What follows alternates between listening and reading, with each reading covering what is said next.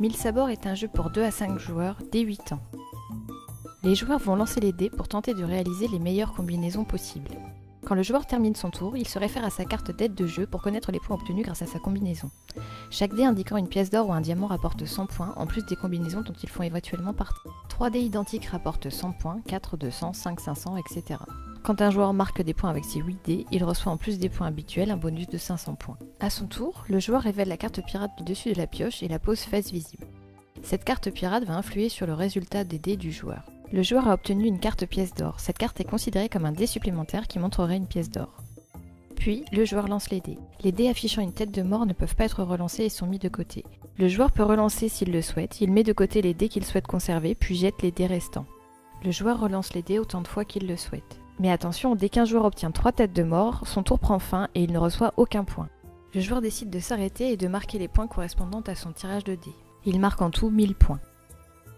Puis c'est le tour du joueur suivant. Les singes et les perroquets obtenus sur les dés comptent comme même symbole pour ce tour. On ne peut pas relancer un dé isolé. Le joueur réalise une combinaison de 5 dés identiques et marque 500 points.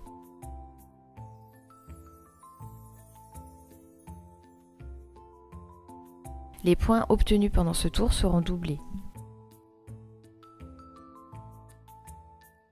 Oups, 3 têtes de mort. Le tour du joueur se termine immédiatement sans marquer de points.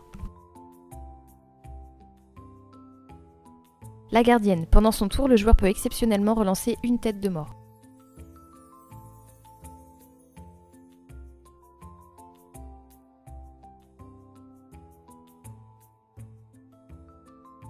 L'île au trésor. Après chaque tirage de dés, le joueur peut mettre de côté un ou plusieurs dés sur cette carte. Les points obtenus grâce à ces dés sont comptabilisés même si le joueur finit son tour par 3 têtes de mort.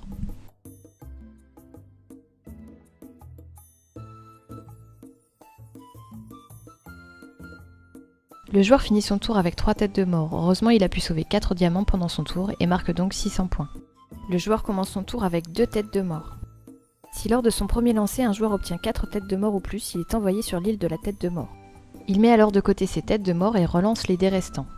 Tant que le joueur obtient au moins une tête de mort par lancer, il la met de côté et continue. Les autres symboles n'ont pas d'importance. Si le joueur n'obtient aucune tête de mort lors d'un lancer, son tour prend fin. Les adversaires perdent 100 points par tête de mort révélée durant le tour. Le joueur a obtenu 7 têtes de mort, chaque adversaire perd donc 700 points. Le joueur doit obtenir au minimum autant de sabres avec les dés qu'indiqués sur la carte. S'il y parvient, en plus de son résultat au dé, il reçoit le bonus indiqué en bas de la carte. S'il n'y parvient pas, il perd les points indiqués. Le premier joueur qui obtient 6000 points gagne la partie.